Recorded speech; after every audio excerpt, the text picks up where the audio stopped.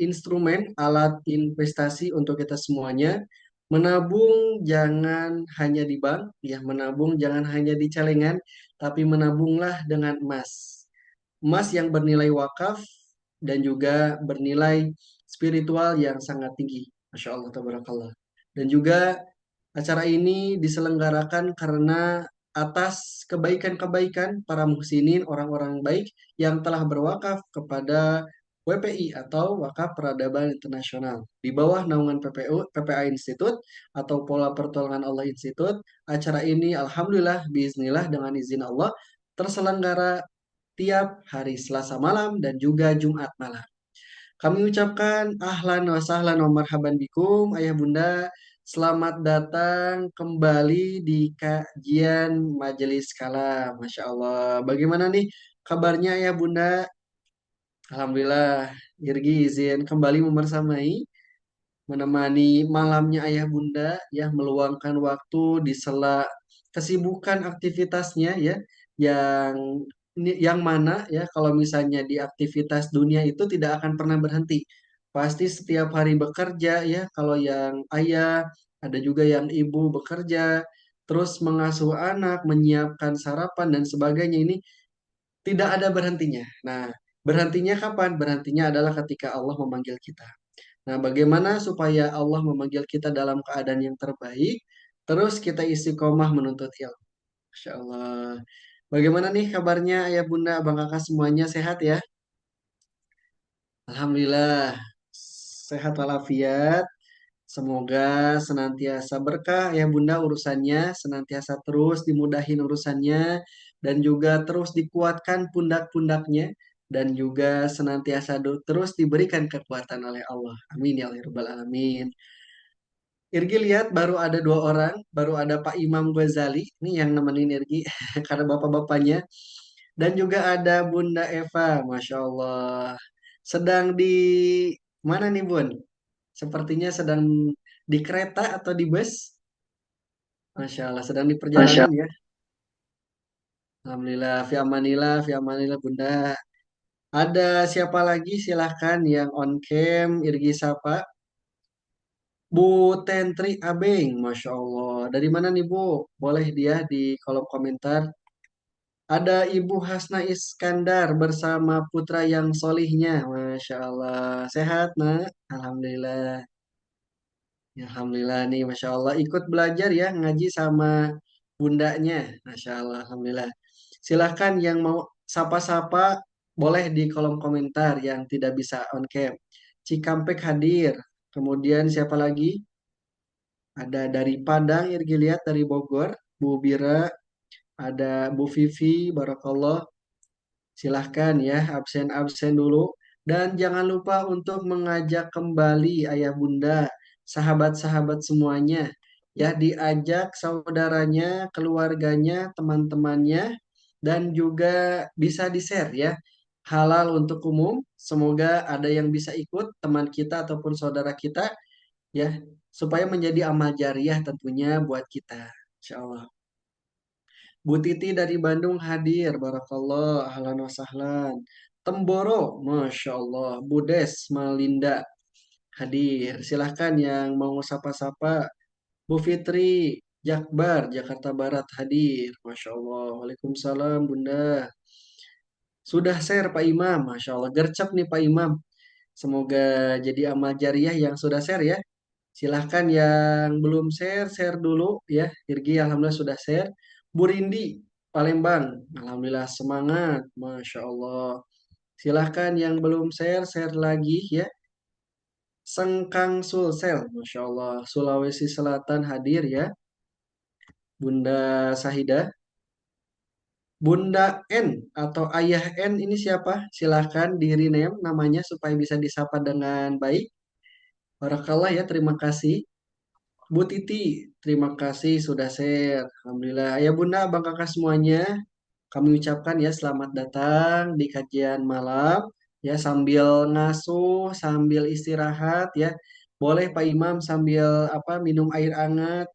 Kalau mau ngopi silahkan, ngeteh silahkan ya. Kalau mau sambil ngambil juga silahkan ya. Yang penting ayah bunda nyaman ya dalam menuntut ilmunya. Kalau menyiapkan catatan lebih bagus lagi ya Irgi. Biasa setiap kajian itu selalu menyiapkan catatan. Karena siapa tahu dengan catatan ini bisa diamalkan dan juga diajarkan kembali. Kepada siapa? Kepada siapa saja. Terutama kepada keluarga kita ya. Karena kewajiban bagi seorang ayah ataupun seorang ibu mengajarkan, mendidik, dan merawat anak-anaknya. Masya Allah. Bu Rindi, terima kasih sudah share ya. Barakallah. Irgi cek lagi apakah ayah bunda sudah share. Kalau belum silahkan di-share ya. Minimal satu orang ya kita ajak, kita share.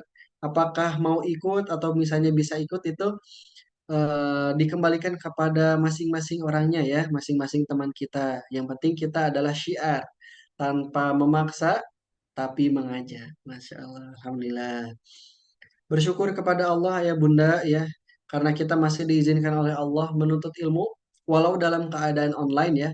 Kalau misalnya ada kajian offline ya lebih bagus lagi, tapi kalau misalnya dua-duanya malah lebih bagus. Jadi online-nya ikut, offline-nya juga ikut. Masya Allah. Alhamdulillah sudah share Bu Syahidah. Terima kasih. Barakallah. Barakallah yang sudah hadir ya. Kami ucapkan ahlan wa sahlan wa marhaban bikum.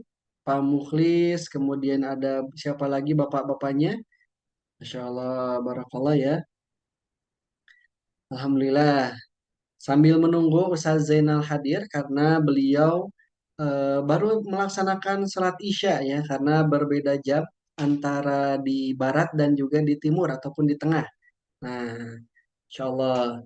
Sambil menunggu, mari kita sama-sama berdoa terlebih dahulu ya, supaya Allah melindungi kita, memberikan kita kelancaran, dan terus menemani kita. A'udzubillahi minasyaitonirrajim. Bismillahirrahmanirrahim. Allahumma inna nas'aluka ilman nafi'an wa rizqan thayyiban wa amalan mutaqabbalan. Ya Allah ya Rahman ya Rahim. Allahumma sholli ala Muhammad wa ala ali Muhammad wa barik ajmain amin. Ya Allah, tambahkanlah ilmu yang bermanfaat kepada kami, ya Allah. Tambahkanlah ilmu yang barokah kepada anak-anak kami, ya Allah. Kepada keluarga kami, ya Allah. Ya Allah, ya Rahman, ya Rahim. Berikanlah rezeki, titipkanlah rezeki, ya Allah. Yang luas, berlimpah, barokah, halalan, thayyiban kepada kami semuanya, ya Allah. Khususnya, ya Allah, yang hadir pada malam hari ini di kajian kalam, ya Allah, titipkanlah rezeki, ya Allah. Dan juga, ya Allah, lunaskanlah amanah-amanahnya, ya Allah. Apabila memiliki amanah yang segera harus dilunasi ya Allah. Titipin rezekinya ya Allah dari arah yang tidak disangka-sangka ya Allah. Ya Allah ya Rahman ya Rahim, terimalah amal ibadah kami ya Allah. Amal ibadah dari mulai kami sejak balik ya Allah sampai saat ini ya Allah. Ya Allah ya Rahman ya Rahim, kami berdoa kepadamu ya Allah. Semoga orang tua kami, Allahumma gfir lahum warhamhum wa'afi wa'fu anhum. Allahumma gfirli wali walidayya warhamhuma kama rabbayani saghira. Rabbayana saghira. Ya Allah ya Rahman ya Rahim, semoga orang tua kami baik yang masih ada ataupun yang telah mendahului kita ya Allah, semoga Engkau senantiasa memberikan rahmat, memberikan ampunan ya Allah, senantiasa terus diberikan penjagaan olehmu ya Allah. Bagi yang sudah mendahului diberikan nikmat kubur, temenin ya Allah dengan amal-amal baiknya ya Allah. Jauhkanlah ya Allah dari amal-amal buruknya semasa di dunia ya Allah. Ya Allah ya Rahman ya Rahim, siapapun ya Allah yang sedang sakit pada malam hari ini ya, Irgi dengar ada salah satu di antara kami ya orang tuanya yang sedang sakit, orang tua Bunda Eva, semoga senantiasa Allah sembuhkan kembali, dan juga orang tua apabila saudara ataupun tetangga yang sedang sakit Allah sembuhkan. Allahumma robban nas athibil ba'sya asfiyam tasyafi la syifaan sifauka la yugadiru saqaman wal alamah. Ya Allah ya Rahman ya Rahim, sembuhin ya Allah, sembuhin kembali ya Allah kami apabila ada yang sakit ya Allah. Ya Allah ya Rahman ya Rahim, dan kami mendoakan ya Allah semoga anak-anak kami, keturunan kami, dan juga ya Allah apabila masih ada yang belum menikah, masih ada yang pelajar, semoga Engkau berikan ilmu yang bermanfaat ya Allah. Engkau berikan jodoh yang solih dan solihah ya Allah ya Rahman ya Rahim. Kabulkanlah hajat-hajat terbaik ya Allah di waktu yang terbaik. Amin ya Allah ya Rabbal Alamin. Ala hadiniyah walikulli niyatin solihah. Al-Fatihah. A'udzubillahi minasyaitonirrajim. Bismillahirrahmanirrahim. Alhamdulillahirabbil alamin.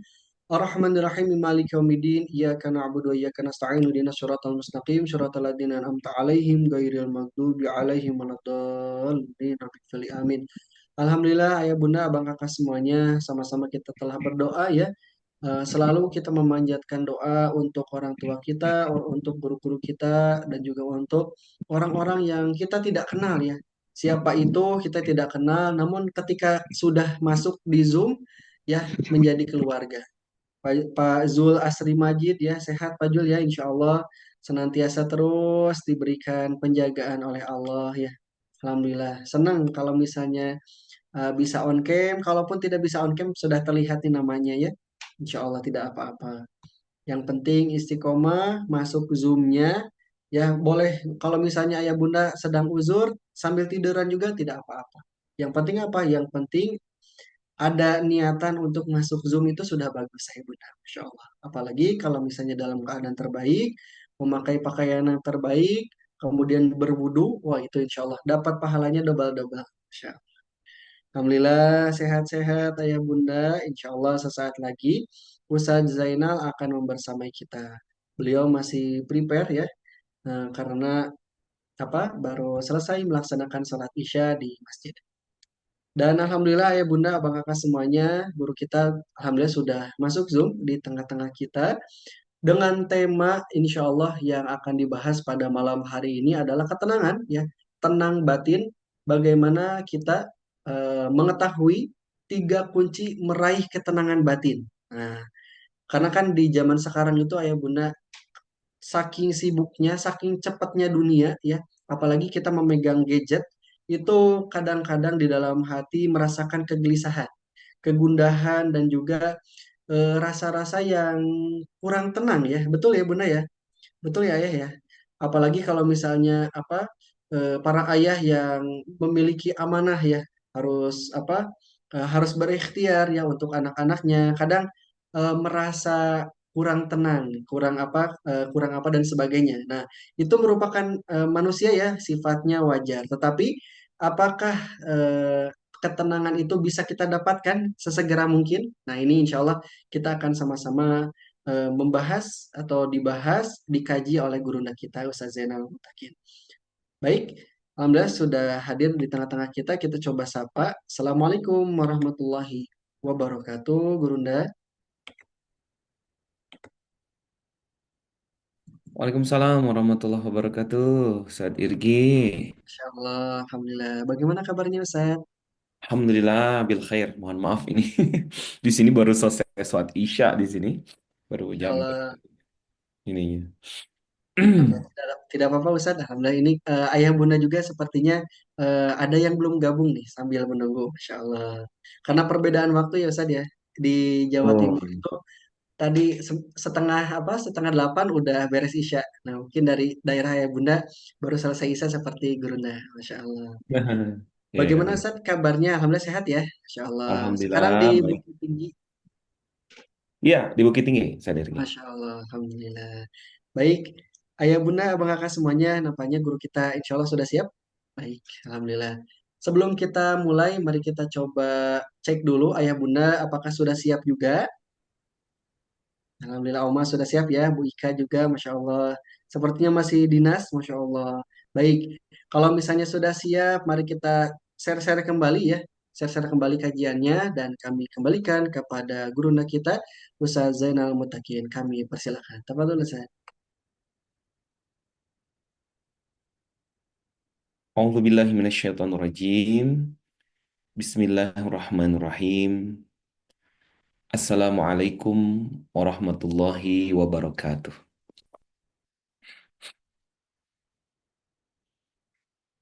Innal hamdalillah nahmaduhu wa nasta'inuhu wa nastaghfiruh. Wa na'udzu billahi min syururi anfusina wa min sayyiati a'malina. May yahdihillahu fala mudhillalah wa may yudlilhu fala hadiyalah. Asyhadu an la ilaha illallah wa asyhadu anna Muhammadan abduhu wa rasuluh. Allahumma shalli wa sallim wa yubarik ala nabiyyina wa habibina wa maulana Muhammad wa ala alihi wa sahbihi ajma'in. Subhanaka la ilma lana illa ma 'allamtana innaka antal alimul hakim. Mohon maaf ini sambil mengadjust beberapa persiapannya karena baru duduk. Sehat-sehat Bapak Ibu yang sudah hadir ini. Ada Bunda Ika, ada Pak Zul, ada Bang Imam Ghazali, Oma Defti juga, Masya Allah. Ada juga beberapa sahabat-sahabat ya yang alhamdulillah sudah hadir. Alhamdulillah. Eh, Hari ini insya Allah sebelumnya tentunya bersama-sama kita kembali bersyukur ya dengan mengucapkan Alhamdulillahirabbil alamin bahwa pada kesempatan hari ini Allah izinkan kita untuk duduk bareng di majelis kalam, kajian malam, dan ya nanti insya Allah kita sama-sama ngobrol-ngobrol saja. Ya, hari ini izin saya mau buka slide-nya dulu.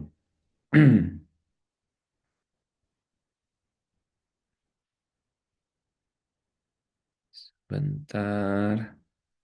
Ya, oke.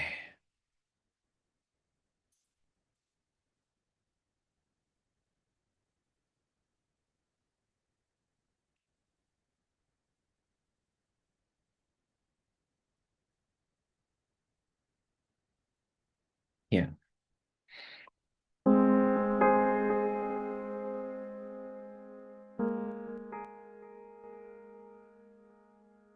inilah kita bersama-sama memulakan ngobrol-ngobrol ataupun journey kita kepada tema tenang batin ya. Pada hari ini insya Allah kita akan ngobrol-ngobrol terkait ketenangan batin. Sebelumnya bersama-sama kita bersalawat kepada Nabi, Allahumma shalli wa sallim wa yubarik ala nabiyina wa habibina wa maulana Muhammad wa ala alihi wa sahbihi ajma'in. Mudah-mudahan tercurah dan terlimpah untuk Nabi kita Muhammad sallallahu alaihi wasallam. Bapak Ibu sahabat-sahabat rahimani wa rahimakumullah. Tidak ada yang paling utama yang kita cari dengan cara bekerja, beribadah, beramal soleh. Apapun yang kita lakukan, apapun yang kita kerjakan, ujung-ujungnya adalah kita berharap hati kita, batin kita tenang.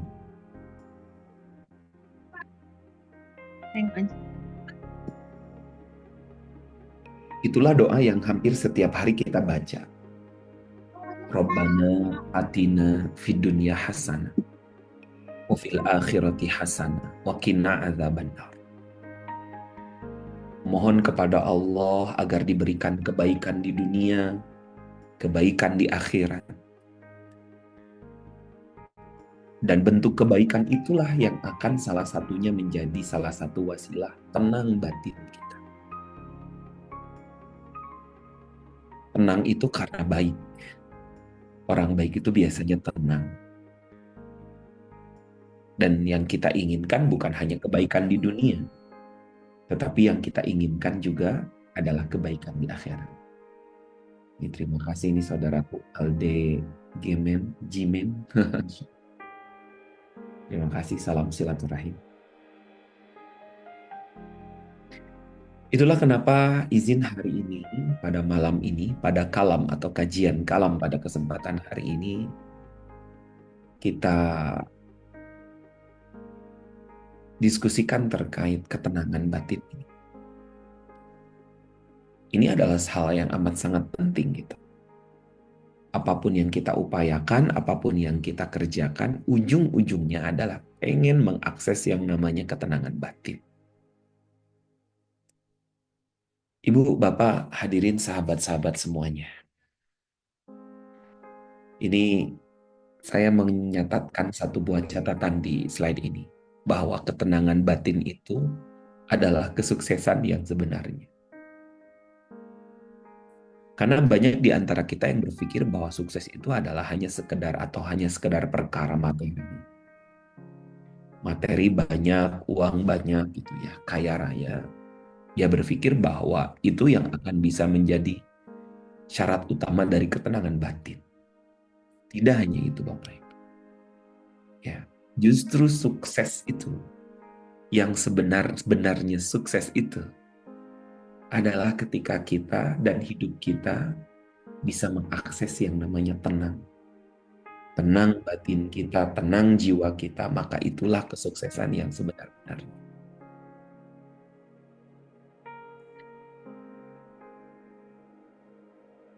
Dan izin hari ini saya awali dengan menyampaikan mitos ya, mitos-mitos terkait ketenangan batin ini.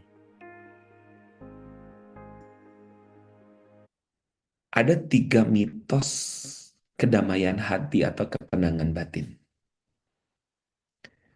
Mitos yang paling pertama,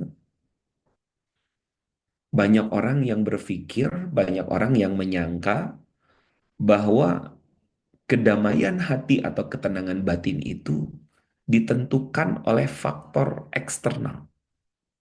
Hal-hal yang di luar diri kita. Ya, katanya mitosnya adalah ya batin itu akan tenang kalau uang saya banyak. Batin saya akan tenang kalau saya sudah punya rumah. Batin saya akan tenang kalau saya jabatannya naik. Berpikir dan merasa ataupun menyangka bahwa ketenangan batin itu ditentukan oleh faktor eksternal. Bapak, Ibu, sahabat-sahabat, ternyata, ternyata realitanya, ini ada satu buku, ya, The How of Happiness, karya seorang profesor namanya Sonja Lyubomirsky, ya.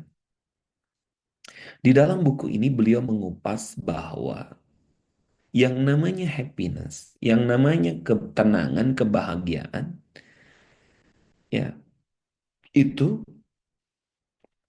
pengaruh eksternalnya itu adalah hanya 10% saja. Sekali lagi, pengaruh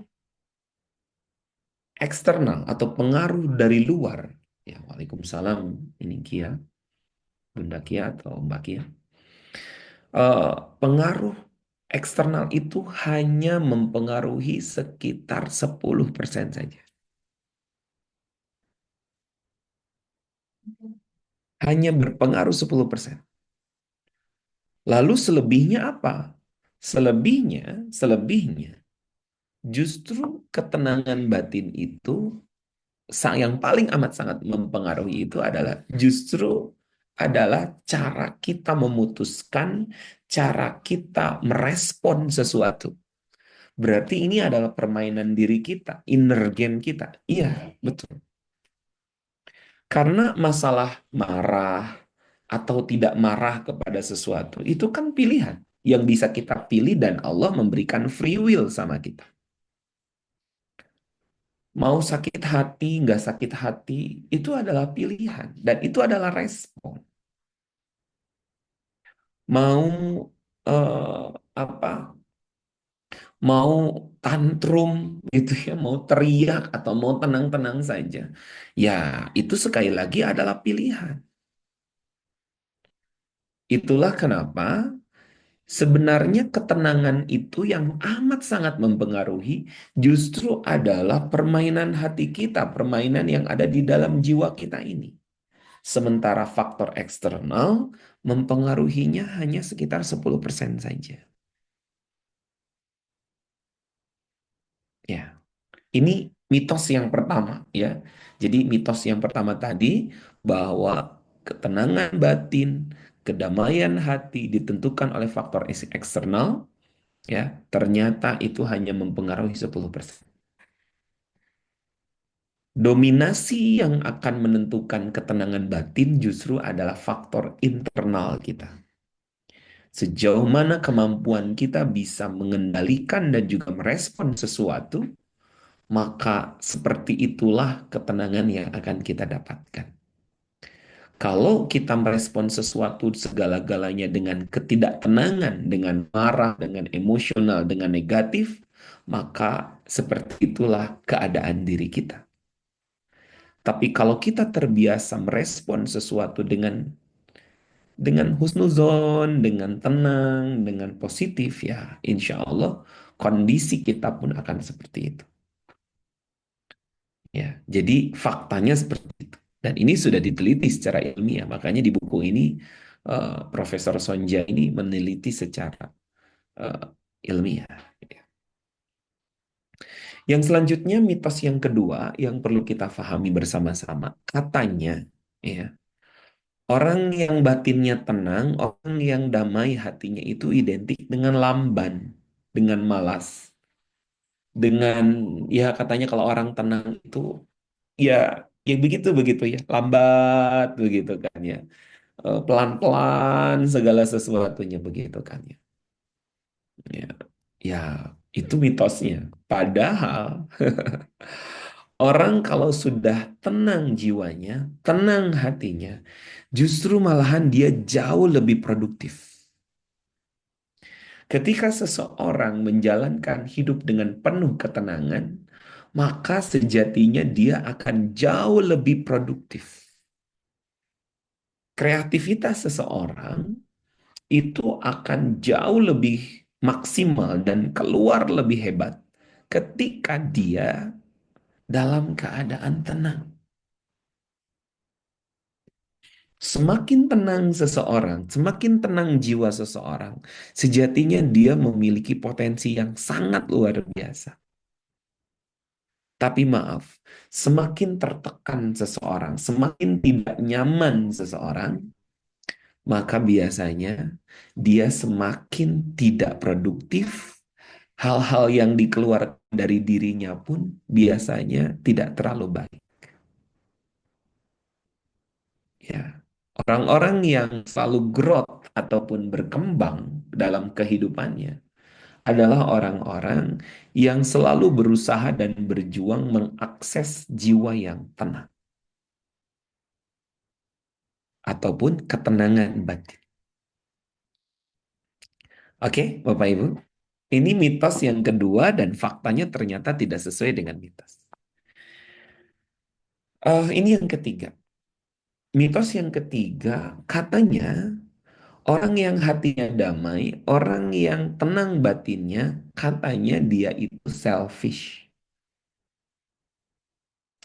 Selfish tuh dia mah cuma pengen sendirian aja begitu. Nggak akan terlalu banyak manfaat sama orang lain begitu kan ya. Orang yang tenang batin itu. Itu mitosnya. Padahal faktanya, semakin seseorang itu tenang, semakin seseorang itu jiwanya lapang, justru dia bisa memancarkan ketenangan dan kelapangan kepada siapapun orang yang ada di sekitarnya. Makanya pemimpin-pemimpin yang tenang, pemimpin-pemimpin yang jiwanya lapang, ya itu dia akan sangat berpengaruh, sangat luar biasa. Dan seperti itulah Rasulullah Shallallahu Alaihi Wasallam. Tidak sedikit di dalam hadis dikisahkan kondisi di mana yang awalnya membenci orang itu kepada Nabi sampai kemudian rasanya pengen membunuh atau mencelakai Nabi, tapi karena ketenangan dan pancaran jiwa yang tenang diterpancar di dalam jiwanya Nabi, sampai kemudian tidak sedikit yang awalnya mau mencelakai malahan justru apa? Justru malahan dia beriman kepada Allah. Masih ingat salah satu kisah yang ada di dalam hadis di mana suatu ketika Nabi sedang duduk sendirian di bawah pohon, tiba-tiba ada seorang ya yang mengusungkan pedang ke leher Nabi. Kan Nabi kan sedang di pohon gitu ya, ya maksudnya istirahat, duduk-duduk tenang-tenang begitu kan ya. Tiba-tiba ujung pedangnya ada di apa di leher Nabi. Ujungnya di leher Nabi. Lalu kemudian si orang itu mengatakan begini, "Hai Muhammad, sekarang engkau sendirian dan pedangku tinggal aku tusukkan ke lehermu. Siapa yang akan membantumu? Siapa yang akan memberikan pertolongan kepadamu?" Dengan penuh ketenangan, Nabi ketika itu menjawab dengan penuh ketenangan dan penuh keyakinan. Nabi menjawab bahwa Allah yang akan menjadi penolongku. Allah yang akan memberikan pertolongan kepadaku. Kata Nabi seperti itu, dan itu dilakukan dan dikatakan dengan penuh ketenangan dan penuh keyakinan. Ya, ini di atas ada Bunda Imub Idah ini ya. Ini saya juga sedang live TikTok nih. Beliau bertanya, Ustaz, gimana tip memotivasi anak yang kena skor pondok yang dirumahkan? Sekali lagi yang paling pertama itu adalah respon dengan tenang. Ya, respon dengan tenang. Karena itu bukan bukan apa akhir segala-galanya begitu. Apakah kemudian dengan diskor di pondok karena mungkin melanggar ataupun apa itu adalah akhir dari segala sesuatu? Ya kan belum tentu. Jangan-jangan itu jalan terbaik untuk dia memperbaiki dirinya. Karena tempat baik seseorang itu tidak bisa kita tetapkan. Kami di pondok, kalau ada anak-anak yang harus kami skor, maka bahasa yang kami keluarkan itu adalah nah, bisa jadi tempat baikmu bukan di sini. Ya kami sampaikan saja dengan tenang dan penuh keyakinan. Bisa jadi tempat baikmu bukan di sini. Bisa jadi Allah menyiapkan tempat baikmu di tempat yang lain. Oleh karena itu, kita lakukan sunatullah ini. Mulai hari besok, berangkatlah ke tempat yang memang Allah tunjukkan. Mungkin di rumah dulu, mungkin di mana dulu. Ya karena bisa jadi mungkin tempat baiknya bukan di sana. Tapi sampaikan dengan penuh ketenangan, lalu kemudian sampaikan dengan penuh keyakinan kepada Allah.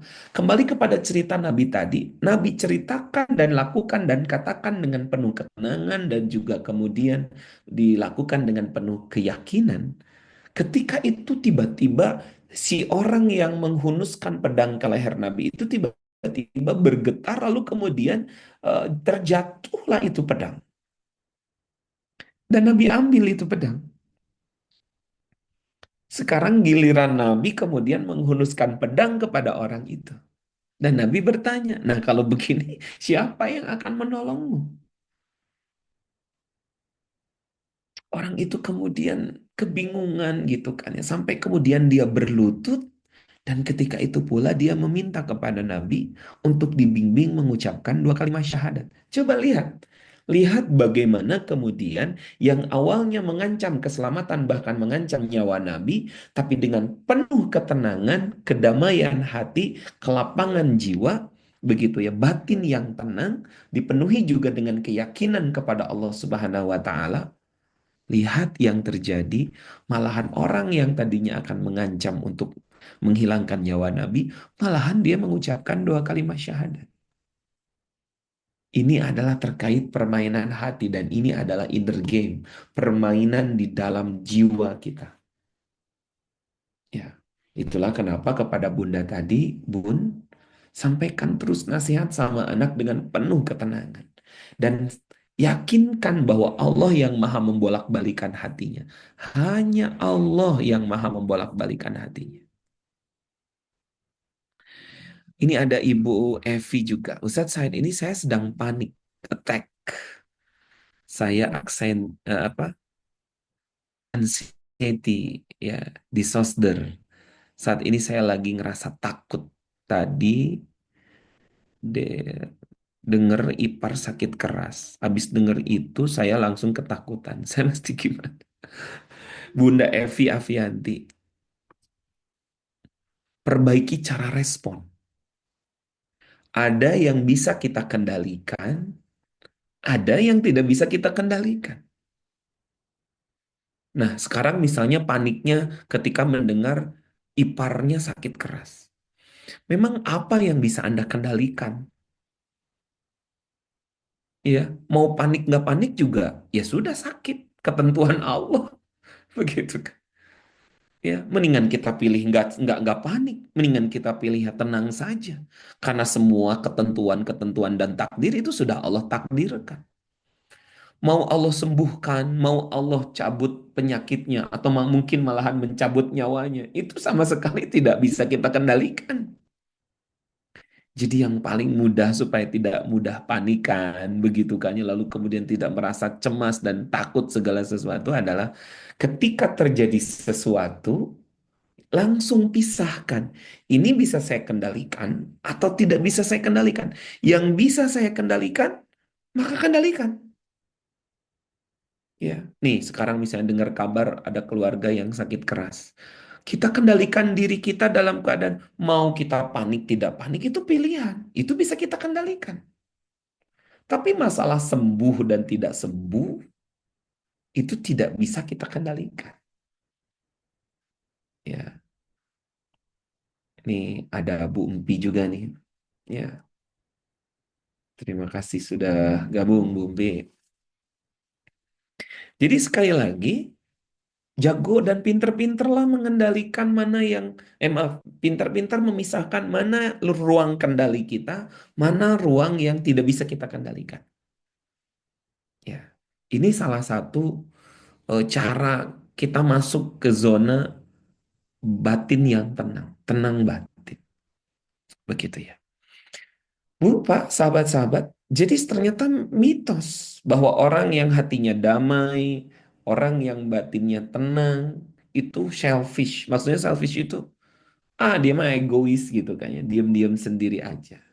Ya, Bumpi, warokallah. Enggak. Justru malahan dia bisa memancarkan, ya, memancarkan kebaikan kepada orang banyak. Ya, Bu, Bapak, sahabat-sahabat, hadirin rahimani wa rahimakumullah, kita lanjutin ya. Bagaimana ada hubungan erat antara happy dengan kindness. Ya, kalau happiness kan ketenangan, kebahagiaan, sama kebaikan. Jadi kebaikan sama kebahagiaan itu ada ada ada hubungan erat. Ibu Bapak pernah dengar satu hadis terkait salah satu ikhtiar sehat itu adalah sedekah. Pernah dengar hadis itu tidak, Bapak Ibu? Bahwa ikhtiarkan ataupun salah satu ikhtiar untuk bisa sembuh dari satu penyakit itu adalah dengan bersedekah.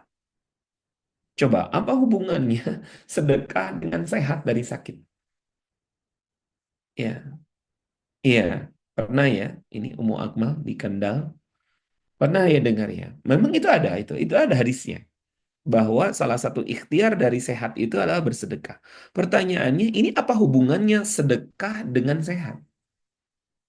Ternyata orang-orang yang sedekah, dia itu kan sedekah itu kan kindness ya. Sedekah itu kan kebaikan kan.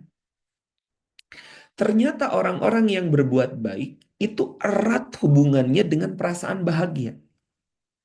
Jadi semakin kita banyak melakukan kebaikan, maka semakin kita akan bisa merasakan kebahagiaan. Nah, kalau bahagia, kalau bahagia, maka hormon-hormon endorfin atau hormon-hormon yang bisa memberikan kesehatan kepada tubuh kita secara otomatis itu diproduksi dengan amat sangat banyak dan maksimal sampai kemudian dia menjadikan wasilah kesehatan buat kita. Ya, lihat betapa kebahagiaan, ketenangan batin itu sangat berefek kepada kesehatan. Sebaliknya loh Bapak Ibu.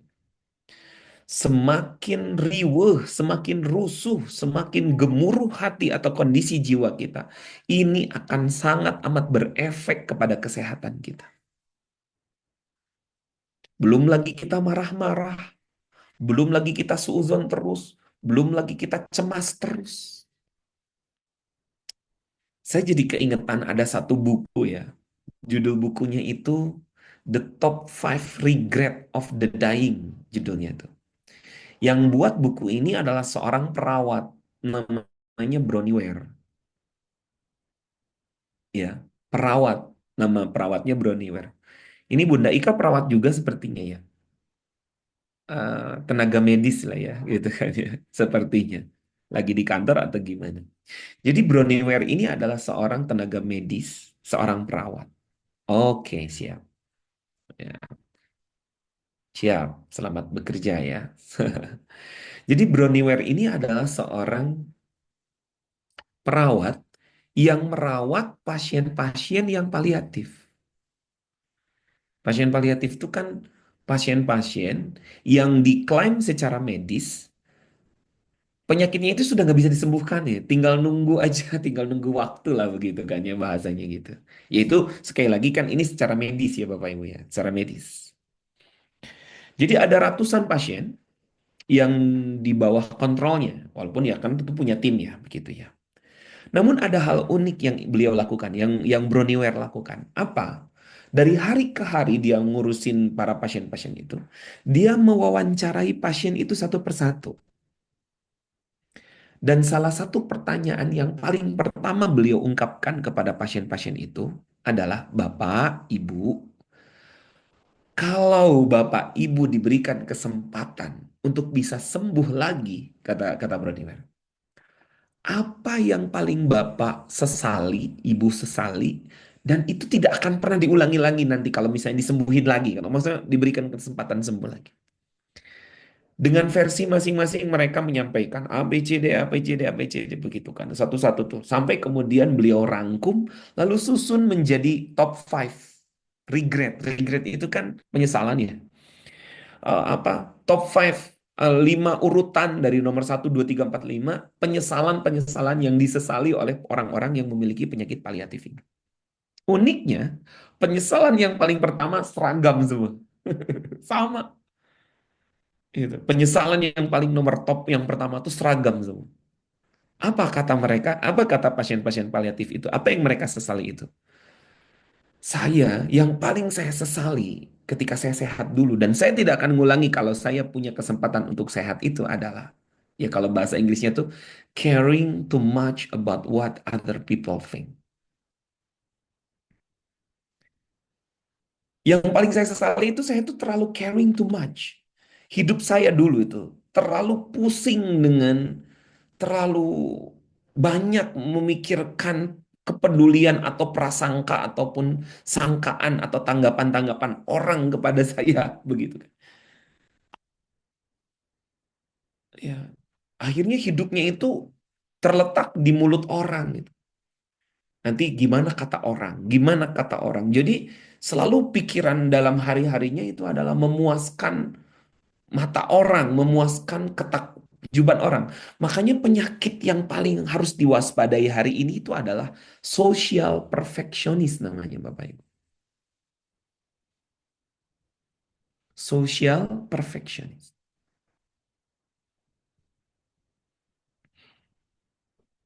Ya, dia selalu memikirkan hari-harinya gimana caranya saya selalu dilihat perfect gitu.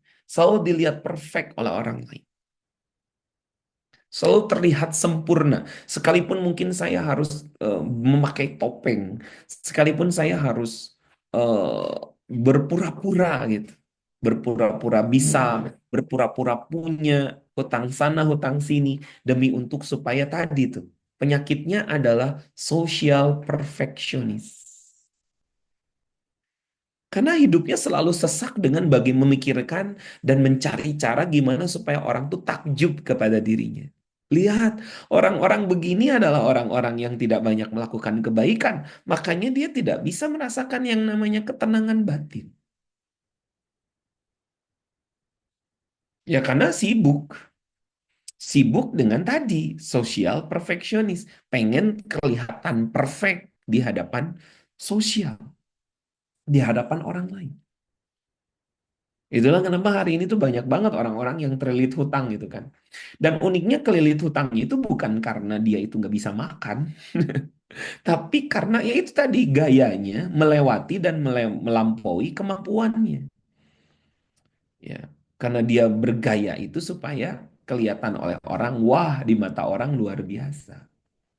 Bu, Bapak hadirin sahabat-sahabat semuanya. Lihat betapa berefek.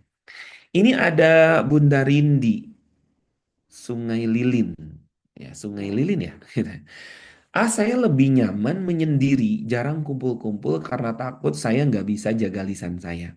Karena dosa dari lisan itu sering sekali terjadi dan mengalir saja tanpa disadari. Apakah termasuk hati yang tidak tenang? Ya, masalah mau menyendiri itu pilihan, apalagi kemudian memiliki niat apa ya, memiliki niat untuk terjauh gitu. Karena berjalan umur lah Bapak Ibu, itu tidak bisa dipungkiri ya. Berjalan umur itu sebenarnya kita ini akan jauh lebih suka menikmati kehidupan kita sendiri. Apalagi sudah 40 ke atas itu ya. 40 ke atas itu kita itu sudah mulai nggak mau ribet-ribet, nggak mau neko-neko lah begitu kan ya. Pengen tenang aja gitu kan ya. Sudah gitu kan ya. Seperti itu. Jadi ya ya it's okay, nggak ada masalah. Apalagi kemudian kesendiriannya ini dilewati ditambah dengan apa? Dengan kita banyak berzikir, dengan menambah eh, apa mungkin pemahaman dan pengetahuan kita. Jadi pakai istilahnya kalau saya istilahkan dengan ghost mode begitu ya. Jadi mode mode hantu, mode hantu. Maksudnya mode hantu itu mode nyendiri lah, nggak kelihatan sama orang gitu. Karena nggak sedikit orang-orang tuh kerjanya tuh hari ini tuh lomba-lomba untuk showing gitu, untuk show publication, semuanya ingin kelihatan gitu, segala-gala tuh pengen pengen dilihat orang gitu loh. Gitu. Nah, iya itu karena memang salah satu penyakit kita hari ini tuh adalah social perfectionist. Jadi segala sesuatu tuh pengen dipamerin, pengen diliatin. Ya, eh, hati-hati kata Allah. Hati-hati kata Nabi dengan segala sesuatu kita pengen dilihat sama orang itu. Hati-hati dengan penyakit ain. Bu, Pak, kata Nabi penyakit ain tuh benar-benar ada.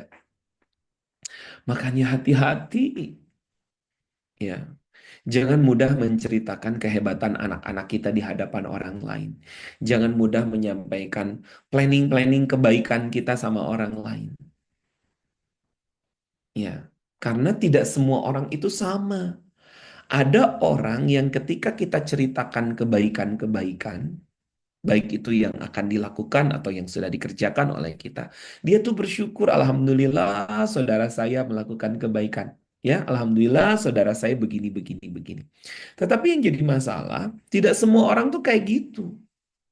Ada orang-orang yang ketika mendapatkan kabar kebaikan dari kita, justru mereka mungkin ya ada irinya, ada dengkinya, bahkan kemudian ada negatifnya sampai kemudian dia mengidam-ngidamkan apa yang ada di kita itu hilang lalu kemudian pindah kepada dia bahkan lebih baik daripada apa yang dia dia dapatkan.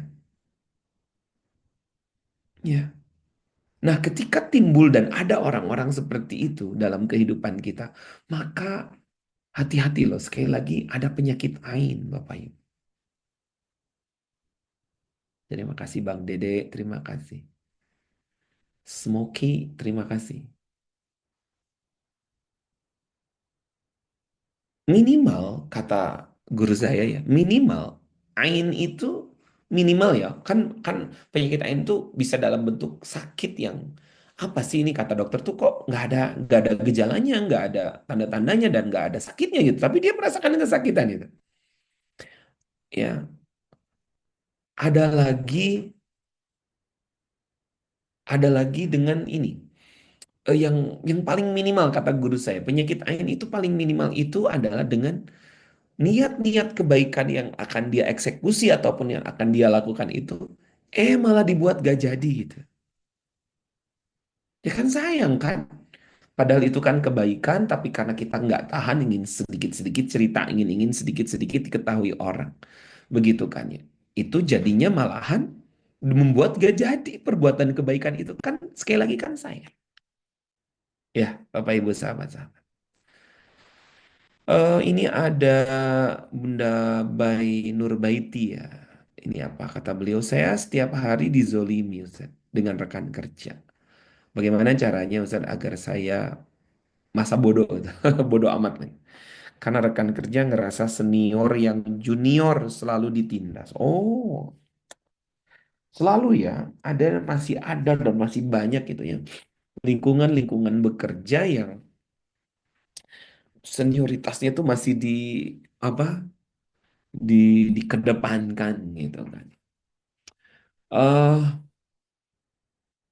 Sebenarnya kalau ekstrimnya ya, saya secara ekstrim kalau ada yang begini-begini ini, maka saran saya adalah tinggalkan lingkungan seperti itu.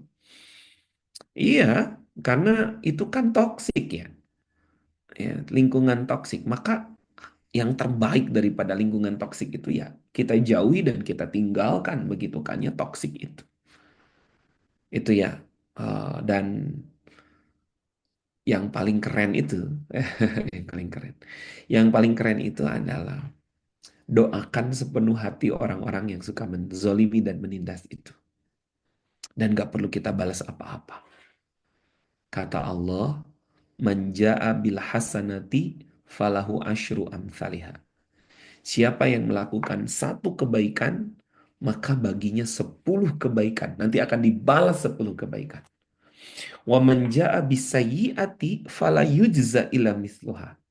Namun sebaliknya, barang siapa yang memberikan keburukan, maaf, yang melakukan keburukan, menzolimi orang misalnya, atau buruk keburukan, fala yujza illa mithluha, tidak ada balasan keburukan kecuali keburukan yang sama yang pernah dia dia lakukan. Imam Ahmad pernah menceritakan satu kisah yang pernah beliau lihat langsung di masanya. Jadi ada tetangganya yang tetangganya ini suatu ketika nangkep tikus. Tikus, Bu, Pak. Dan dia benci banget tuh sama tikus gitu. It's okay ya, kita juga nggak suka. Lalu kemudian dengan bangganya itu tetangga tuh menunjukkan bahwa nih tikusnya nih gede kan dia gitu. Wah, goyang-goyang tikusnya dipegang ininya ekornya. Lalu Bu, Pak, ya kalaupun misalnya mau dimusnahkan, sebaiknya kan langsung aja dimusnahin gitu ya. Gimana kayak gitu kan ya, langsung tidak harus ini. Nah ini dia saking keselnya, dia siksa itu tikus. Gimana cara nyiksanya? Dicelupin ekornya ke dalam minyak, lalu kemudian dia hidupkan api sehingga kemudian ekornya itu terbakar. Ya lama lah lawang minyak begitu kan. Ya kesakitan itu si tikus. Lari-lari itu tikus. Begitu kan. Tapi, kan nggak mesti seperti itu banget kan dengan kita ingin menyingkirkan tikus. Tapi apa yang terjadi? Si tikus itu ketika kepanasan, dia lari ke dalam rumah, lalu kemudian lari ke sana kemari, kena gordeng, mungkin kena karpet, kena kursi, atau kena apapun yang ada di rumah itu, sampai dengan izin Allah, akhirnya rumah itu terbakar. Ya, lihat bagaimana kezoliman itu sebenarnya akan dibalas dengan kezoliman. Ya kalau dia zolimnya membakar, ya lihat suatu ketika apa yang ia punya akan dibakar. Nah, Bu, Pak, sahabat-sahabat sekalian, makanya udah nggak usah terlalu kreatif sama orang-orang zolimah. Respon saja dengan respon yang tenang. Karena gini ya, orang yang ngebully itu, orang yang suka bullying itu, dia merasa puas dan merasa senang ketika orang yang dibulinya itu menderita. Ya, makanya bawa lalu aja, bawa tenang aja, bawa santai aja. Ntar juga dia capek sendiri. Ini orang ya gitu. Aku tuh pengennya tuh dia tuh nggak enak hati, sakit hati. Ya, kalau dia tenang aja, nyantai aja kan aman jadi. Ya, Bapak Ibu, sahabat-sahabat. Jadi ya udah gitu aja. Masa bodoh. Begitu kan ya, mendingan doain aja gitu kan. Oma suka belajar, hasil belajarnya suka ditestimoni. Maaf. Oh enggak dong, Oma. Kalau ini malahan jadinya berniat untuk menjadi wasilah kebaikan untuk orang lain juga. Karena kadang-kadang ada orang yang apa? Ini kan belajar kan. Karena salah satu cara belajar terbaik itu adalah sharing, ngasih kepada orang. Begitu kan ya. Dan itu harus dilanjutkan, Om. Lanjutkan, Om. Termasuk rawan ain ketika sering pamer foto di media sosial. Tergantung hati sih, Bun, ya, Bunda Umul Akmal nih, ya. Niatnya apa ini gitu kan ya. Ya pamer fotonya untuk supaya kelihatan wah, kelihatan apa ya bisa jadi. Makanya hati-hati, gitu kan ya. Ya, tapi kalaupun misalnya pamernya ya sama misalnya sampai hari ini. Saya hari ini kan sampai sambil live ini di TikTok gitu kan ya. Ya, tapi dengan niat untuk mudah-mudahan yang dapat manfaat bukan hanya yang ada di forum kalam saja, tetapi mungkin teman-teman nih ada nih. Dari tadi ini ada teman saya nih, sahabat saya di Smoke ya ini terus tap layar ini udah 6.000 lebih gitu. Masya Allah, terima kasih. Begitu kan ya. Ya mudah-mudahan mendapatkan manfaat kan. Begitu. Jadi sekali lagi kembali tanya aja sama hati. Kita kita ini eh, mau tampil di depan, mau mengupload foto kita segala untuk apa gitu dan apa niatnya. Kan kita tahu gitu kan. Kita sangat tahu banget. Oke, wah kata Oma juga katanya pernah begitu juga. Ibu Asturia di Jateng, bagaimana jika yang menzolimi adalah keluarga sendiri, orang tua atau saudara? Bolehkah kita menjauh, tidak berinteraksi lagi dengan mereka? Wah, ini ya apa maju mundur kena ya gitu ya. Yang menzoliminya adalah keluarga terdekat. Ya sekali lagi ya, gitu kan ya. Hmm, yang paling pertama itu adalah kita doakan mereka orang-orang yang menzolimi kita itu. Ya. Yang paling penting ini saya ada satu hadis ya, Ibu Asturiah ya. Hadis ini hadis qudsi. Hadis qudsi ini berarti kan kata Allah ya. Tapi bahasanya redaksinya redaksi Nabi, tapi maksudnya dari Allah. Kata Allah begini dalam hadis qudsi itu.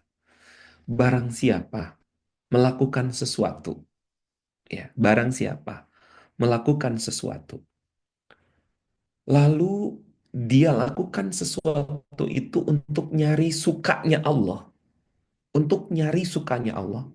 Sekalipun orang-orang di sekitarnya nggak suka, maka Allah akan suka kepada dia. Dan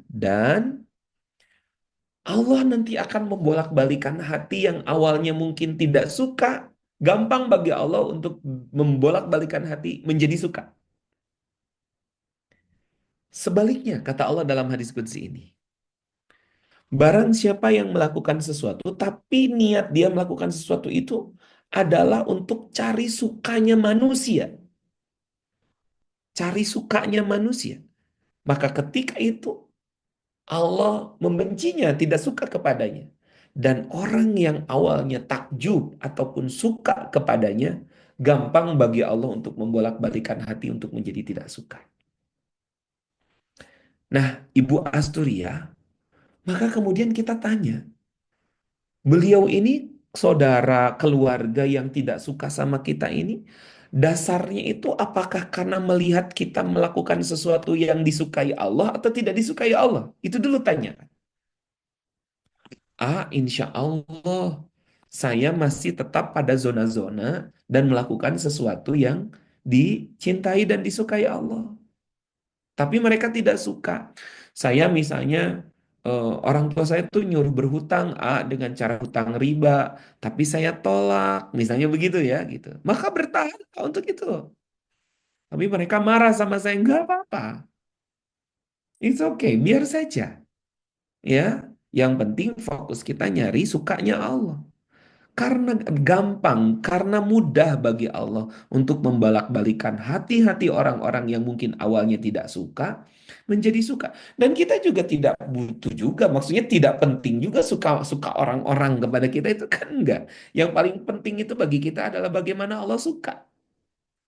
Asalkan Allah lebih suka sama kita. Iya, baik. Oke, ini ada Bang Ibnu nih. Kalau Ibnu Shop ini setahu saya ini Bang Ibnu nih. Sehat, Alhamdulillah. Bang Ibnu sehat ya. Ini Bang Ibnu ini alumni OKI. Sekarang jadi pembisnis di Tanah Abang ya Bang Ibnu ya. Insya Allah nanti suatu hari jadi bisnismen sukses yang ahli Quran Bang Ibnu ya. Gitu ya. Amin. Ya Allah ya Rabbal Alamin. Ini beliau nyapa-nyapa di TikTok ini. Berkah-berkah Bang Ibnu. Oke, izin saya lanjut ya Bapak Ibu. Oke, nah ternyata ini ada satu buku ya di apa ditulis oleh Johan Hari. Ternyata Penyebab utama kita itu tidak tenang batin kita itu karena lost connection. Karena apa Bapak Ibu? Karena lost connection. Hilang koneksi. Kehilangan koneksi. Ya.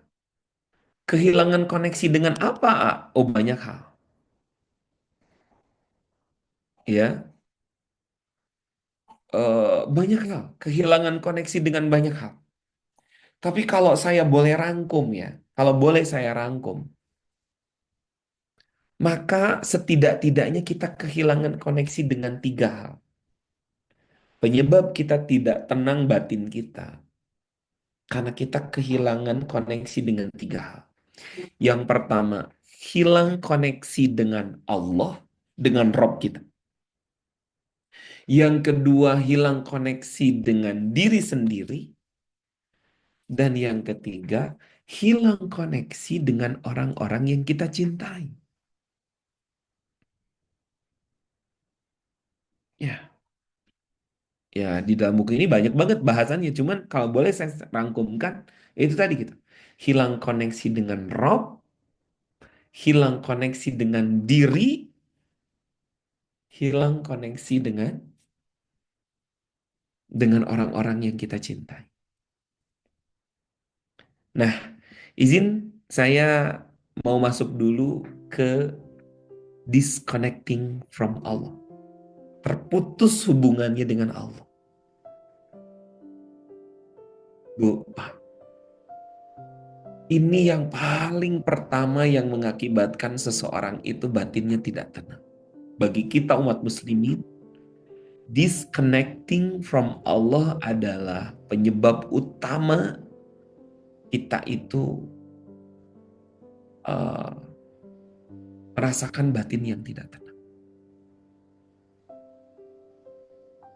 Itulah kenapa Allah mewajibkan kita untuk melaksanakan sholat 5 waktu. Karena sholat itu adalah bentuk reconnect, Bapak Ibu.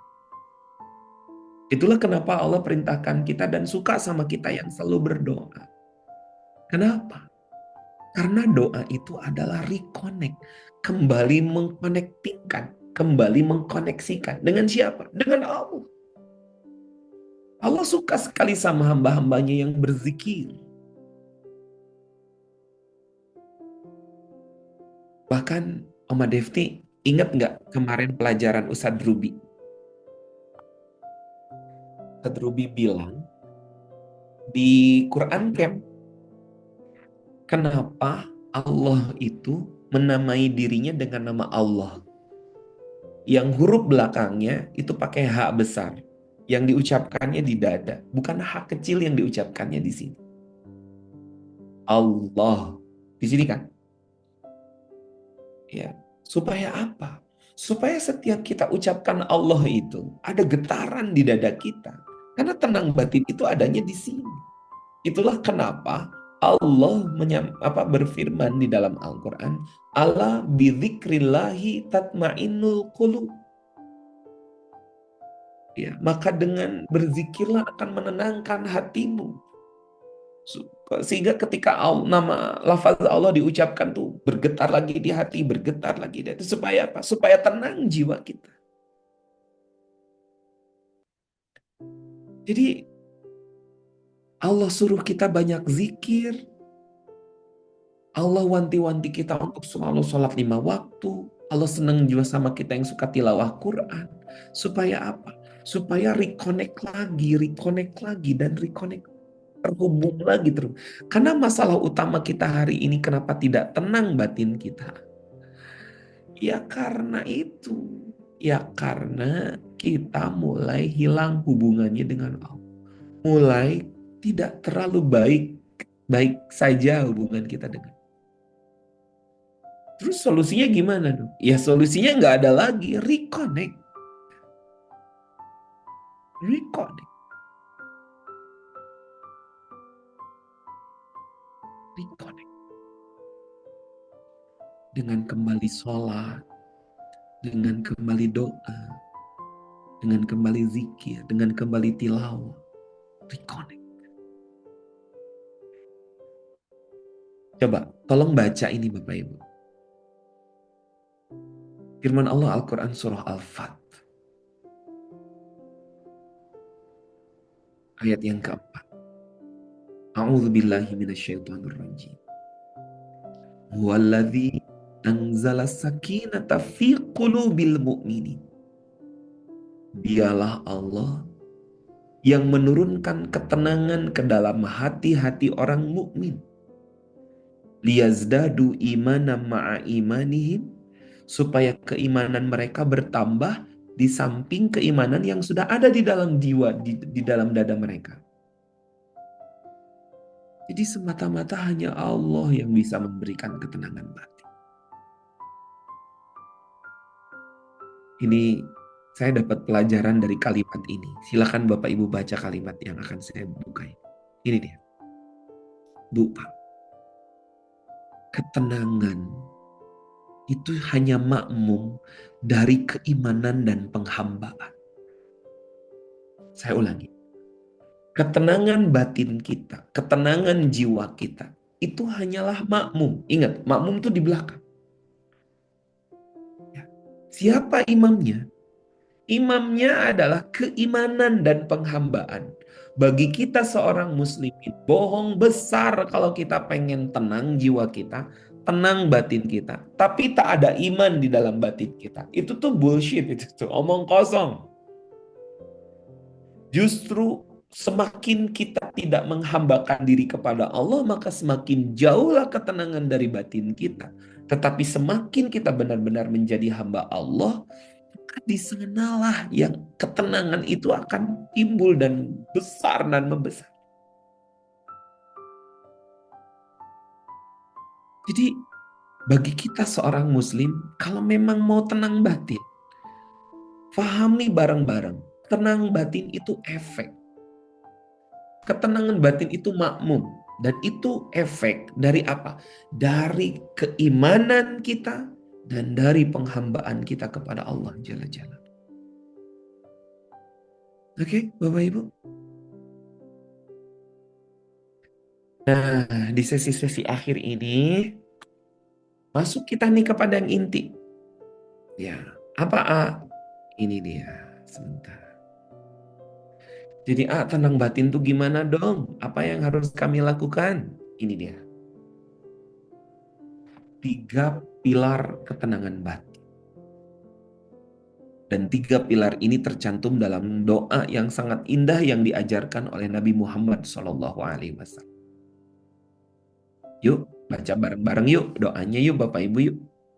Ayah duluan, nanti ibu-ibu, bapak, sahabat-sahabat ngikutin ya. Siap. Bismillahirrahmanirrahim. Allahumma inni as'aluka nafsan bika mutmainnatan tu'minu biliqa'ik wa tarda biqada'ik wa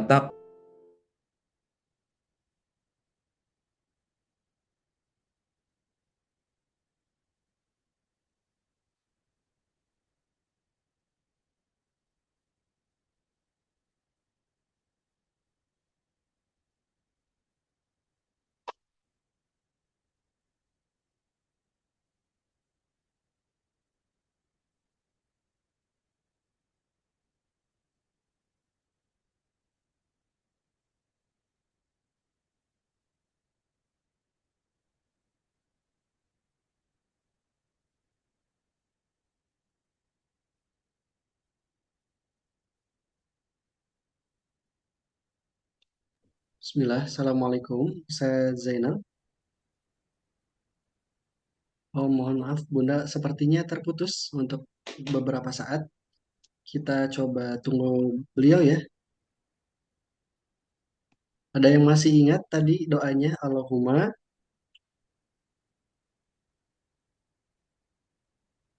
yang masih ingat siapa? Allahumma inna nas'aluka nafsan bika.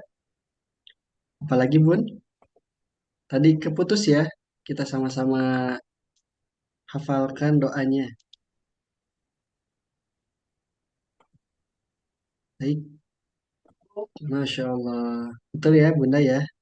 Kita sama-sama praktikan. Masih menunggu gurunda kita. Mohon tunggu sebentar.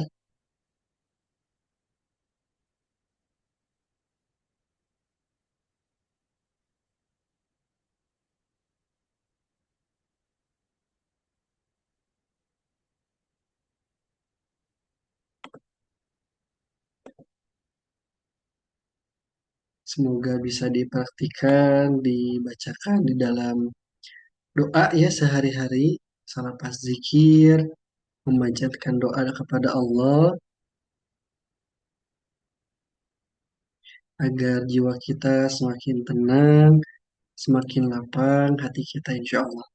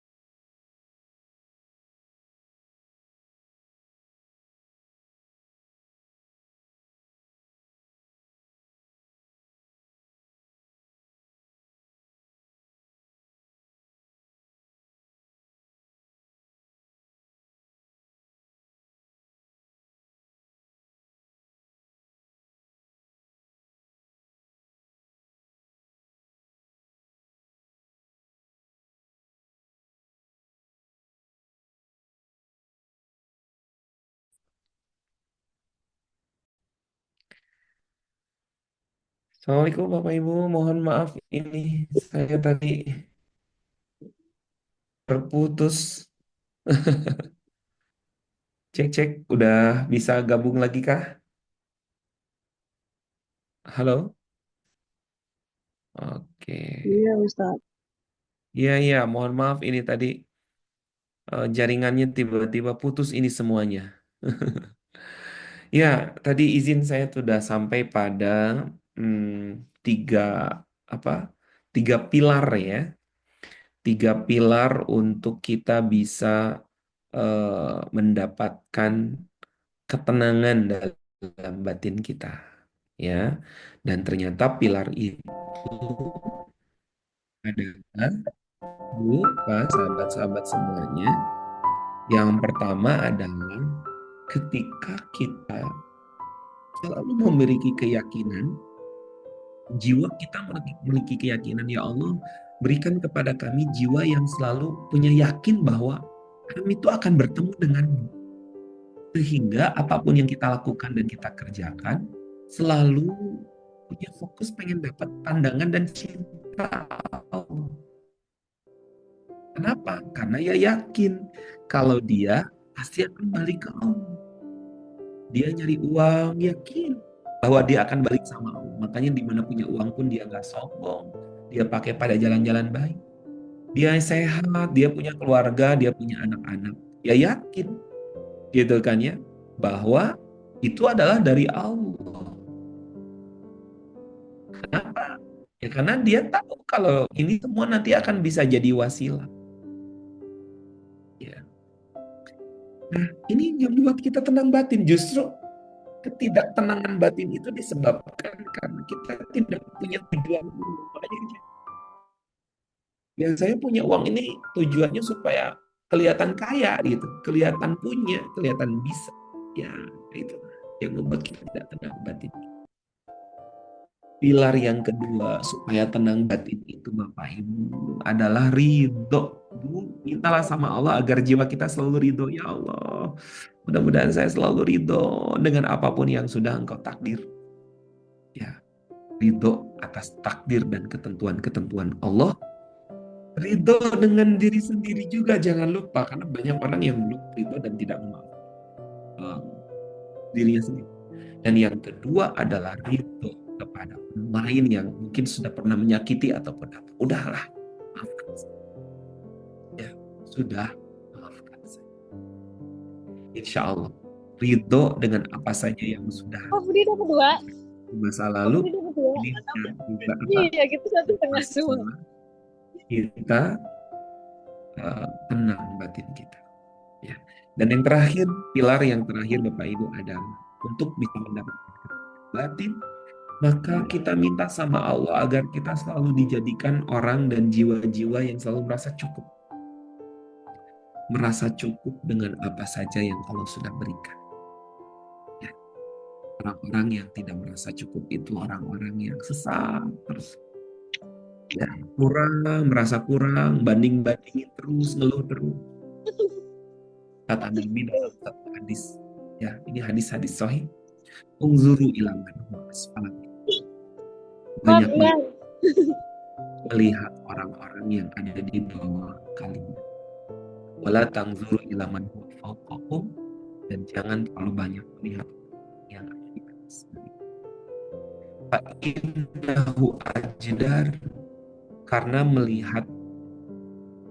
melihat eh, yang di bawah itu lebih pantas. Ala tazdaru ni'matullahi alaikum, supaya kalian tidak mudah meremehkan nikmat yang sudah Allah berikan. Ya. Bapak Ibu, sahabat-sahabat, saya cukupkan dulu ya. Eh, Mudah-mudahan ini menjadi wasilah gitu kan ya. Buat kita Allah titipkan ketenangan batin. Jangan lupa ini screenshot doanya ya, supaya sering-sering kita bacakan. Yuk kita baca lagi sekali lagi sebelum kita tutup. Bismillahirrahmanirrahim. Allahumma inni as'aluka nafsan bika mutmainnatan tu'minu biliqa'ik wa tarda biqada'ik aqna'u bi'ata'ik. Ya Allah, mohon kepadamu agar engkau senantiasa melimpahkan kepada diriku jiwa-jiwa yang selalu merasa tenang. Inubilik, jiwa-jiwa yang selalu yakin dan watardo biqada'ik, jiwa-jiwa yang selalu itu dan menerima apapun ketentuan-ketentuan yang tentukan. Wataknu bi'ata'ik, jiwa-jiwa yang selalu merasa cukup dengan apa saja yang sudah engkau beri. Barakallah, itu dulu mungkin untuk sementara karena sudah setengah 10 sepertinya. Amin ya Allah ya Rabbal Alamin. Terima kasih yang sudah menyimak Bapak Ibu semuanya. Barakallahu fikum. Assalamualaikum warahmatullahi wabarakatuh. Akan kembali nih kepada Mas Adin. Waalaikumsalam warahmatullahi wabarakatuh. Alhamdulillah kami ucapkan terima kasih jazakumullah khairan katsiran kepada Gurunda yang telah bersamai di malam hari ini. Ayah bunda semuanya, sebelum mungkin ada yang ingin ditanyakan satu ataupun misalnya dua orang penanya kepada Gurunda, sebelumnya mohon izin Irgi memberikan informasi yang bermanfaat bagi kita. Baik, kita sama-sama simak, sama-sama kita lihat tayangan berikut ini. Silakan.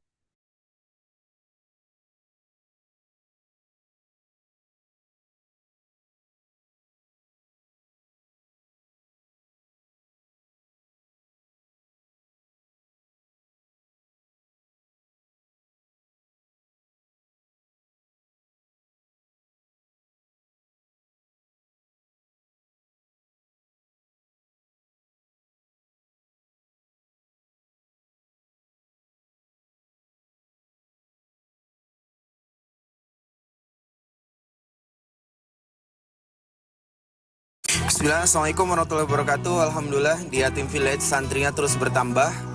Tentu harus lebih banyak lagi juga tempat untuk mereka tinggal. Dan Alhamdulillah yang di samping saya ini asrama Ikhwan, ditempati kurang lebih 50 santri. Dan tentu itu belum cukup. Dan beberapa hari yang lalu, tepat di belakang bangunan ini teman-teman ya, ada satu rumah yang pemiliknya nawarin dengan harga 350 juta. Tapi alhamdulillah deal di angka 300 juta. Tepat di belakang asrama santri Ikhwan sekarang. 300 juta untuk pembebasan. Dan RAB kasarnya 350 juta kurang lebih untuk pembangunan insya Allah 3 lantai. Akan ditempati apa?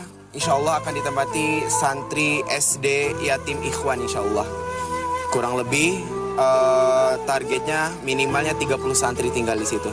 Maka dibutuhkan dana kurang lebih 650 juta untuk pembebasan dan pembangunan. Besar harapan saya orang-orang yang lihat video ini, terutama yang hadir di Connect Bandung, bisa berkontribusi untuk membahagiakan anak yatim. Banyak orang yang untuk tempat tinggal di dunia aja, mereka sampai bela-belain nyicil. Padahal kalau mereka meninggal, rumah itu jadi warisan, yang belum tentu jadi keberkahan, malah jadi rebutan biasanya. Mudah-mudahan untuk teman-teman yang lihat video ini, bela-belain wakaf. Kenapa? Karena rumah di surga lebih kekal. Betul ya? Insya Allah siapapun yang lihat video ini mudah-mudahan mau patungan, mau 1 juta, mau 10 juta, berapapun, insya Allah akan jadi bekal abadi untuk nanti di akhirat. Terima kasih. Saya Angga Jasa Putra, pelayan anak yatim di The Yatim Village. Assalamualaikum warahmatullahi wabarakatuh.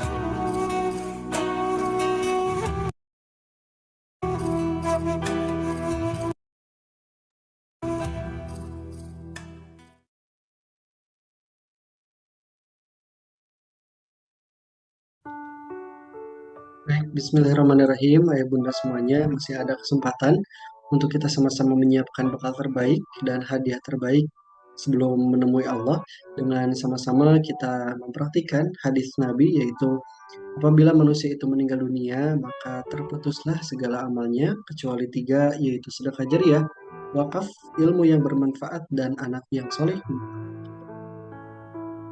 Maka dari itu, ayah bunda, sahabat-sahabat semuanya, mari kita sama-sama untuk mensupport, mendukung wakaf produktif dan pembangunan asrama The Yatim Village.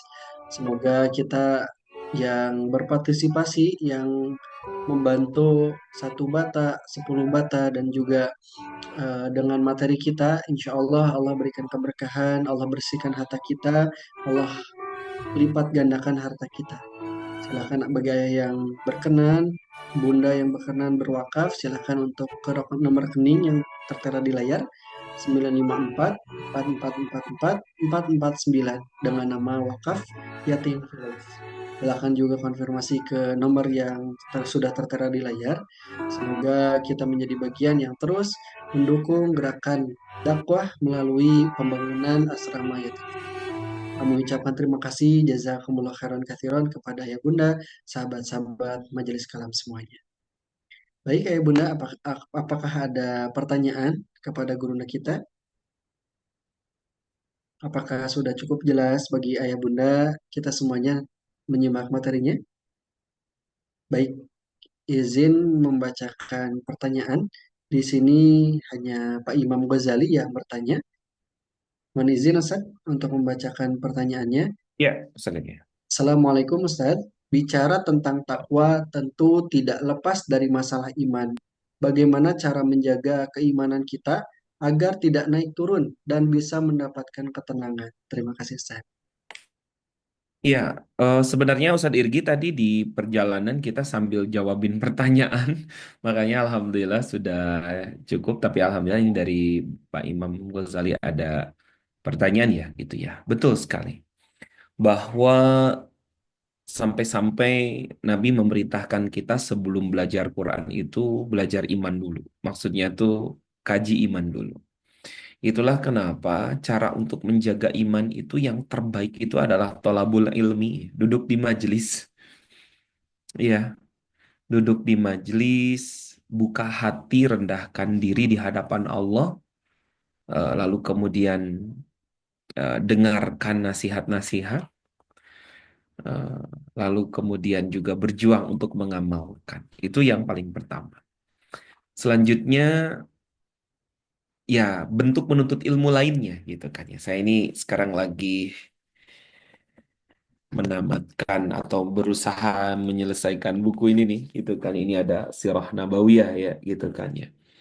Salah satunya juga adalah dengan kembali membaca, kembali belajar, kembali memahami begitu kan ya, mentadaburi sirah-sirah Nabi, lalu kemudian juga ayat-ayat Quran gitu. Ini cara paling bagus untuk memupuk gitu kan ya. Secara pribadi ya, secara pribadi kita adalah terus tingkatkan kapasitas keilmuan kita di dalam agama supaya iman kita terjaga. Itu pertama. Yang kedua adalah punya circle, punya komunitas, punya sahabat-sahabat, punya jamaah yang memang berkumpul sama-sama di dalam kebaikan. Ya. Jadi itu mungkin ya Pak Imam Ghazali. Wallahu a'lam bishawab. Mudah-mudahan menambah tambahan masukan. Tapi yang terpenting mungkin yang terakhir adalah pastinya selalu mintalah sama Allah agar Allah tetap menempelkan dan menguatkan keimanan kita. Makanya ada doa yang jarang banget ditinggalin sama Nabi. Setiap kali Nabi berdoa, bunyi doanya adalah Ya muqallibal qulub, tsabbit qulubana ala dinika wa ala ta'atik. Wahai Allah yang maha membolak-balikan hati, tetapkan hati kami di dalam eh, agamamu dan di dalam ketaatan kepadamu. Mudah-mudahan bisa istiqomah juga dibacakan doa itu karena pastinya mungkin kita perlu ikhtiar, tapi yang paling pertama jelas adalah kita minta dan berdoa kepada Allah. Wallahu a'lam, Ustaz Irgi. Silakan. Alhamdulillah, Masya Allah sudah terjawab pertanyaannya. Sepertinya yang sebelum-sebelumnya sudah dijawab ya, ketika apa? Sudah, Ketika sudah. Zainal sudah apa? Ketika mengisi pengajian. Masya Allah, baik. Alhamdulillah sering datang ke majelis ilmunya Ustadz, mengisi kolbu. Oh, Masya Allah, Alhamdulillah. Barakallah, Bunda. Dan Ustadz Zainal juga mengisi rutin di inspirasi subuh ya. Jadi kalau misalnya ada yang apa subuhnya luang, silakan bisa ikut WA ke Irgi nanti insya Allah dimasukkan ke grupnya. Silakan. Baik, Alhamdulillah sepertinya tidak ada lagi yang bertanya. Kami kembalikan lagi kepada Gurunda Ustaz Zainal Mutakin. Silakan Ustaz untuk menutup dengan closing statement. Iya, Bapak Ibu. Yang paling penting dan selalu kita cari itu tidak ada yang lain kecuali ketenangan batin kita. Itulah kenapa layak untuk kita perjuangkan. Ya, karena memang tenang batin itu adalah the true success, the real success. Sukses yang sebenarnya adalah ketenangan batin. Dan tenang batin ternyata bukan dipenuhi ataupun disebabkan paling utama dari hal-hal eksternal kita. Tapi justru ketenangan batin itu adalah yang paling menentukan adalah dalam diri kita, di dalam jiwa kita. Oleh karena itu berjuanglah menjadi orang-orang yang selalu berada pada ketenangan ini, memahami bagaimana mengelola dan memberikan respon-respon. Tapi yang paling penting yang ingin saya sampaikan adalah tenang batin itu makmum. Efek dari apa? Dari keimanan dan dari keberhambaan kita kepada Allah. Wallahu a'lam, barakallah sampai ketemu di kesempatan-kesempatan lain. Terima kasih. Assalamualaikum warahmatullahi wabarakatuh. Waalaikumsalam warahmatullahi wabarakatuh. Jazakumul khairan katsiran Ustaz. Alhamdulillahirabbil alamin. Ayah Bunda, dicukupkannya materi ini. Alhamdulillah, semoga kita sama-sama bisa mengambil hikmah, manfaat yang beliau sampaikan dan juga kita dapat men-sharekan kembali ya ilmu yang beliau sampaikan. Ayah Bunda, Bang Kakak semuanya bagi yang ingin kembali berwakaf, silakan di kolom komentar dan juga Irgi izin repost, silakan Ayah Bunda bisa sama-sama kita dukung ya wakaf di Yatim Village. Semoga menjadi keberkahan bagi Ayah Bunda, sahabat-sahabat yang turut berwakaf. Ayah Bunda, Bang Kakak semuanya, kami ucapkan terima kasih jazakumul khairan katsiran. Semoga senantiasa istiqomah terus. Insya Allah majelis kalam ini setiap Selasa malam dan juga Jumat malam. Jadi silakan dipasang alarmnya. Insya Allah guru-guru kita di PP Institute akan selalu menemani kita insya Allah. Sama-sama kita cukupkan ya Bunda dengan hamdalah. Alhamdulillahirabbil alamin. Kemudian beristighfar, astagfirullahaladzim, astagfirullahaladzim, astagfirullahaladzim, dan disempurnakan dengan kifaratul majelis, subhanakallah hamdika, asyhadu an la ilaha illa anta wa nastaghfiruka wa natubu ilaik. Barakallahu fikum. Wassalamualaikum warahmatullahi wabarakatuh.